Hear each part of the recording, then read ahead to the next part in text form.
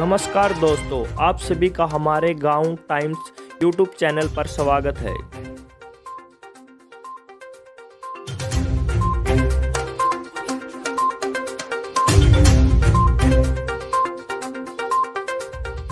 अगर आपने हमारे यूट्यूब चैनल को सब्सक्राइब नहीं किया है तो हमारे यूट्यूब चैनल को सब्सक्राइब करें और बेल आइकन को दबाएं। ममता बनर्जी ने मंत्री जाकिर हुसैन पर हमले को बताया साजिश। पश्चिम बंगाल के मुख्यमंत्री ममता बनर्जी ने राज्य मंत्री जाकिर हुसैन पर बम हमले को एक साजिश करार दिया है। उनका आरोप है कि दूसरी पार्टियां अपने खेमे में शामिल करने के लिए उन पर लगातार दबाव बना रही थी। इस हादसे के बाद ममता बुधवार को उनकी हालत का जायजा लेने के SSKM अस्पताल पहुंची, उनका हालचाल जाना। साथ ही ममता ने रेलवे की कार्यप्रणाली पर सवालिया निशान खड़े करते हुए कहा है कि रेल मंत्रालय अपनी जिम्मेदारी से भाग नहीं सकता।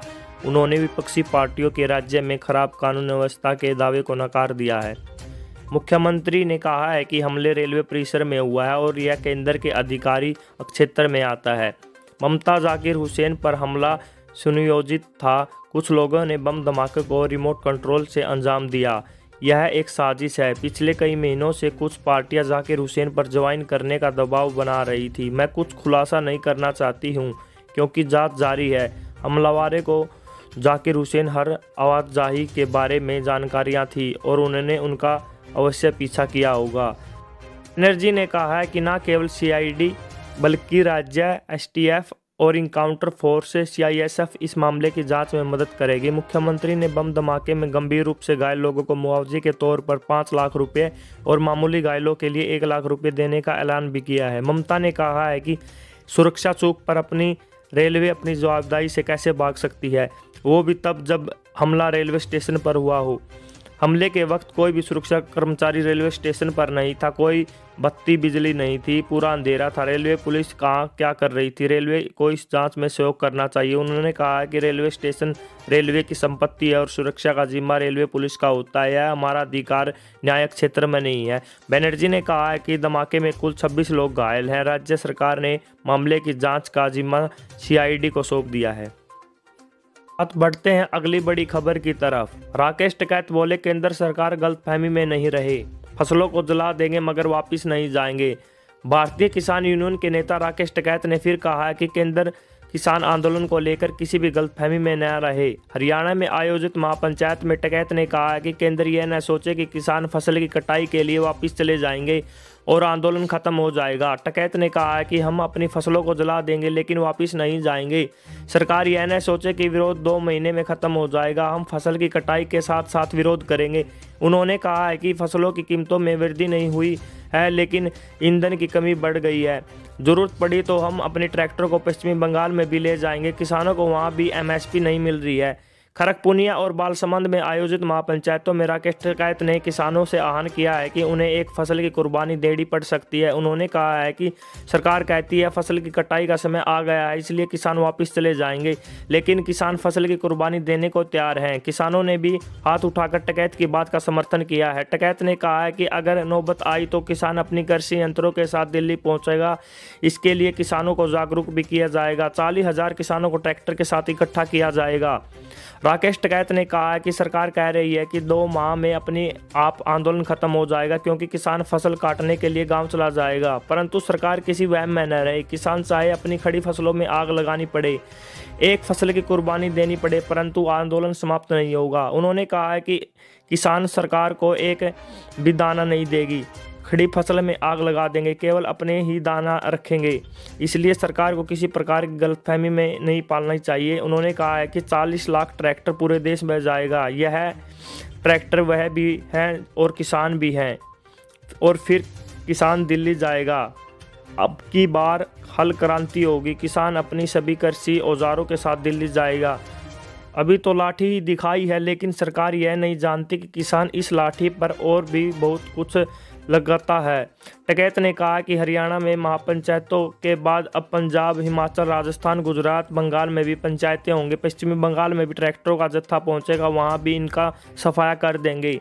पंजाब विशेषकर सरदारों की सराहना करते हुए उन्होंने कहा है कि इतना मौजूद आदमी तो हम आज तक नहीं मिले। उन्होंने कहा है कि यह तो 40 लोगों का मोर्चा बना है। यह सभी लोगों की लड़ाई लड़ेगा और सबको इसके साथ देना होगा। उन्होंने कहा है कि सरकार इस नीति के खिलाफ हरियाणा, राजस्थान, उत्तर प्रदेश के किसान बिखरे हो गए हैं। इस दौरान बाकियों प्रधान गुरनाम सिंह चन्नी ने कहा है कि आज हमारा रोजगार छीना जा रहा है। आज खेती घाटे का सौदा हो गई है। किसान कर्ज तले दबकर आत्महत्या कर रहा है। यह कानून लागू हुए तो फसलें मन माने दामों पर खरीदी जाएगी। किसान जमीन बेचेंगे पर विवश हो जाएगा, पड़ोसी भी नहीं खरीदेगा। फिर यह ज़मीन कंपनी खरीदेंगी और कंपनियां ही खेती करेंगी। किसानों को मजदूरी की हैसियत से काम करना पड़ेगा।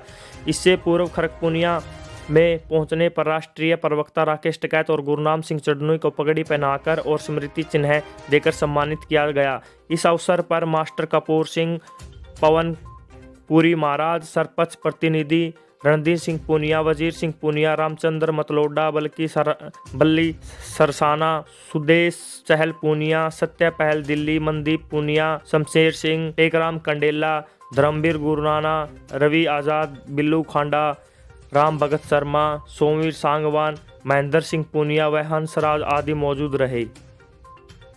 इसी के साथ एक और बड़ी खबर पर डालते हैं नज़र।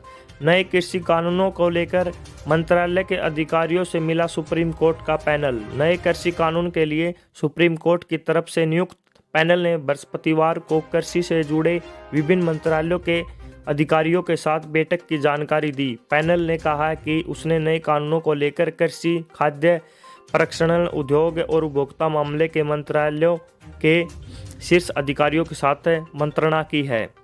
3 सदस्यीय पैनल की तरफ से हितधारकों के साथ गई इस 9वीं बैठक का उद्देश्य इस कानून को लेकर सरकार का पक्ष जानना था। पैनल ने कहा है कि उसने कृषि सचिव, कृषि लागत व मूल्य आयोग के अध्यक्ष, उपभोक्ता मामले के अतिरिक्त सचिव व संयुक्त सचिव के साथ ही नाबार्ड के निदेशक के साथ बैठक की है। नाबार्ड चेयरमैन और उप प्रबंधक निदेशक, छोटे किसान कृषि व्यापारी सहायता संघ के प्रबंधक निदेशक, भारतीय खाद्य निगम के सलाहकार, खाद्य प्रसंस्करण उद्योग सचिव और राष्ट्रीय बागवानी बोर्ड के प्रबंधक निदेशक भी इस बैठक में वीडियो कॉन्फ्रेंसिंग के जरिए शामिल हुए।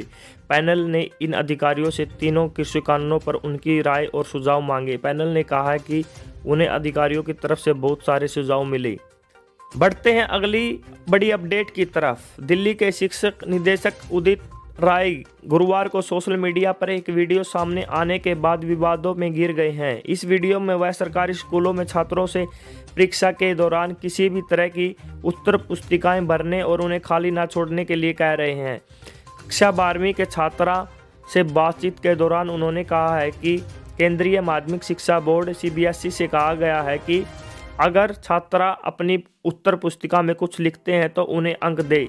कांग्रेस और भारतीय जनता पार्टी ने इस वीडियो को लेकर दिल्ली सरकार पर निशाना साधा, जबकि वरिष्ठ सरकारी अधिकारियों ने कहा है कि राय की टिप्पणी को संदर्भ से बाहर ले जाया गया है। वीडियो में राय कक्षा 12वीं के छात्रा को उत्तर पुस्तिका भरने का देते हुए नजर आ रहे हैं। उदित राय ने कहा है कि यदि आप जवाब नहीं जानते हैं तो कुछ भी लिखें। उत्तर पुस्तिकाओं में प्रश्नों को उत्तर की जगह लिख दें, लेकिन उत्तर पुस्तिकाओं को खाली न छोड़ें। हमने अपने शिक्षकों से बात की है, उन्होंने कहा है कि वो आपको अंक देंगे बेशर्त उत्तर पुस्तिकाओं में कुछ लिखे हो। हमने CBSE से यह भी कहा है कि अगर कोई बच्चा कुछ लिखता है तो उन्हें अंक दिया जाना चाहिए।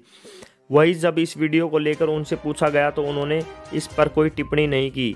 CBSE अधिकारियों ने भी इस पर टिप्पणी करने से इनकार करते हुए कहा है कि शिक्षा विभाग की ये वीडियो के संदर्भ के बारे में बता सकते हैं।